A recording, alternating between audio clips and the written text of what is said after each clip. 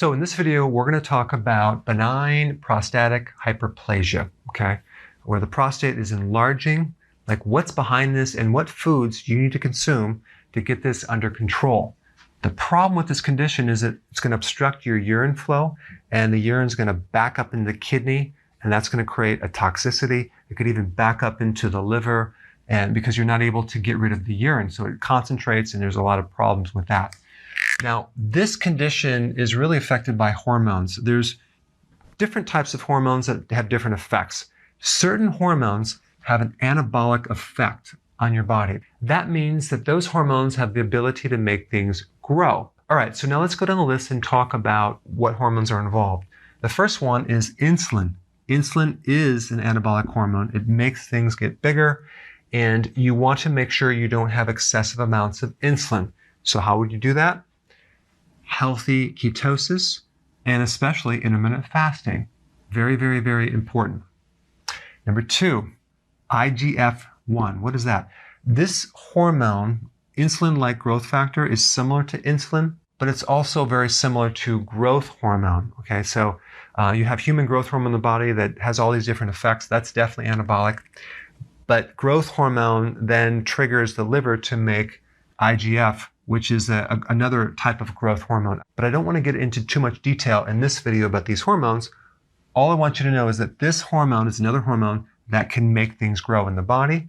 And to keep this under control, you want to make sure you don't consume any dairy, and make sure you don't consume excessive amounts of protein. So you don't want to do a high protein diet.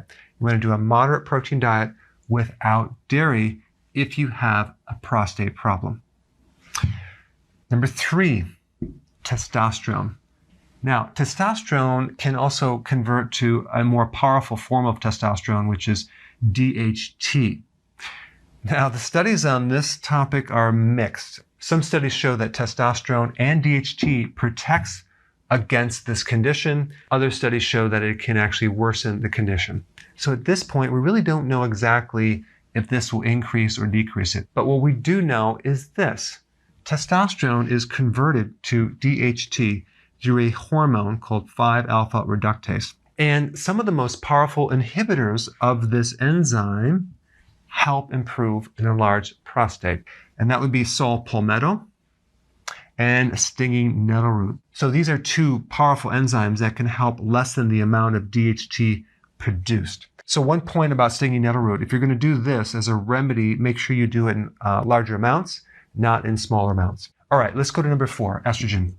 I really believe that estrogen is one of the more potent influences of an enlarged prostate in addition to insulin. So these two here have a huge influence on whether you have an enlarged prostate or not. And this hormone right here is a female hormone, but men have a certain amount of estrogen, but they're not supposed to have too much of it.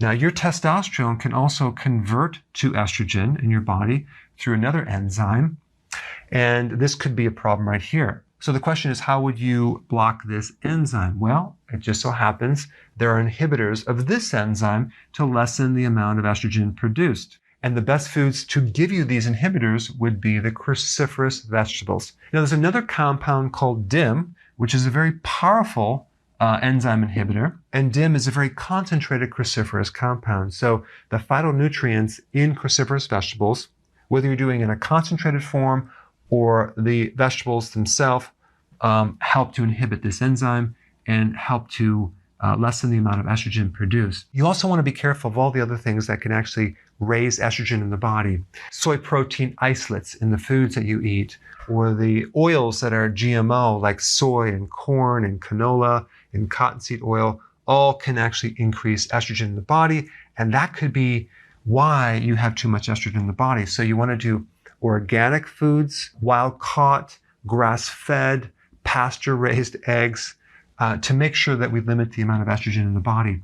One additional point I want to talk about is sometimes when people do a keto, they don't do it healthily. For example, the foods on keto, despite lowering insulin because they're not high in carb, might contain things that increase estrogen. So just because you're on keto doesn't always mean you're reducing this hormone right here. So anyway, I just wanted to create this video to show you the effects that certain hormones can have on the prostate gland. Thanks for watching. So if you want more knowledge on how to create a healthy body, subscribe now and get daily notifications.